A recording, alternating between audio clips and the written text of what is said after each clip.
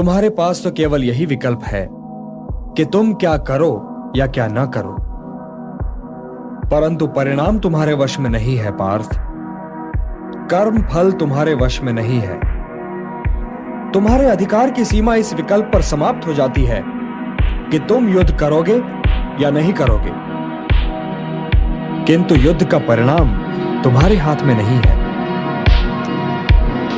यदि तुम विजय चाहो भी तो यह आवश्यक नहीं कि विजय तुम्हारी ही हो जाए, तुम्हारी पराजय भी हो सकती है।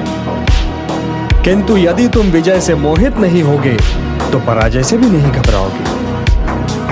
यदि तुम ये सोचो पार्थ कि चाहे विजय हो चाहे पराजय, किंतु तुम तो केवल इसलिए युद्ध कर रहे हो कि युद्ध करना तुम्हारा कर्तव्य है, तो विजय के सुख या पराजय के दुख का प्रश्न ही नहीं उठता। विजय और पराजय, जीवन और मृत्यु, सुख और दुख के प्रश्नों में ना उलझो और युद्ध करो। यदि इस युद्ध में तुम्हारी विजय हुई तो पृथ्वी का राज्य और यश भोगोगे, और यदि वीर गति को प्राप्त हुए तब भी यश के साथ साथ स्वर्ग पाओगे। इसलिए हे कौन्तेय, उठो, सुख दुख, लाभ हानि, जय पराजय सबको समान समझो और युद्ध करो, कि यही तुम्हारा क्षत्रिय कर्तव्य भी है और मानव धर्म भी।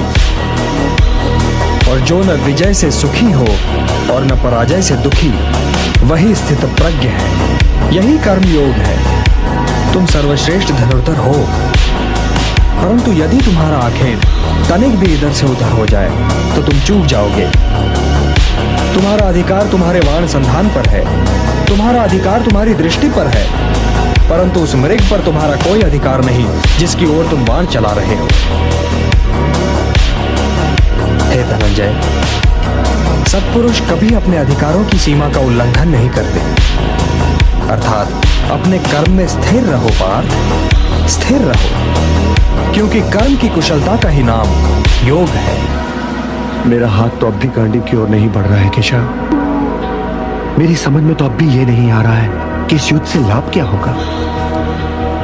तुम ये निर्णय केवल इसलिए नहीं ले पा रहे हो पार्थ कि तुम इस क्षण को केवल व्यक्तिगत लाभ और व्यक्तिगत हानि के तुला में तोल रहे हो। यही तो मोह का बंधन है पार्थ, यही तो तुम्हारे शोक की जड़ है, और इसीलिए तुम्हारा ये कायर, पलाय और कलंक में डुबोने वाला शोक न तुम्हारे हित में है और न ही समाज के हित में। यह शोक न वर्तमान के लिए शुभ है और न ही भविष्य के लिए। लाभ और हानि की इस कामना में न भटको पार्थ, न भटको, केवल कर्म करो, कर्म। हे पार्थ, सामान्य पुरुष विषय का ध्यान करता है और विषय का ध्यान उसे आसक्त बना देता है। इस आसक्ति या लगाव से काम का जन्म होता है।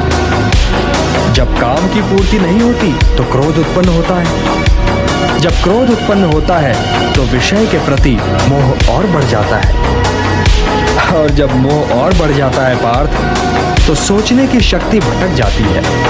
जब सोचने की शक्ति भटक जाती है तो बुद्धि का नाश होता है, और जब बुद्धि का नाश होता है तो मनुष्य का सर्वनाश हो जाता है।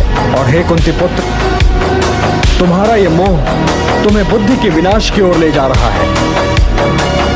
तनिक सोचो पार्थ कि जिसके पास बुद्धि ही ना होगी उसे शांति कैसे मिल सकती है। वो तो शांति और अशांति में अंतर ही नहीं कर सकता, और जो शांति को अशांति से अलग तक नहीं कर सकता, वो भला कैसे सुखी हो सकता है। हे पार्थ, जैसे पवन के झोंके नाव को भटका देते हैं, वैसे ही कामनाएं बुद्धि को भटका देती हैं। इंद्रियाणाम हि चरताम यन्मनो अनुविधीयते तदस्य हरति प्रज्ञाम वायुर्नावम इवाम्भसि। इसलिए हे महाबाहो, अपनी इंद्रियों को अपने वश में रखो, स्वयं ही उनके वश में न हो जाओ। पार्थ, ये बात ध्यान से सुनो और समझो कि जब संसार सोता है तब मुनि जागता है, और जब संसार जागता है तब मुनि सोता है।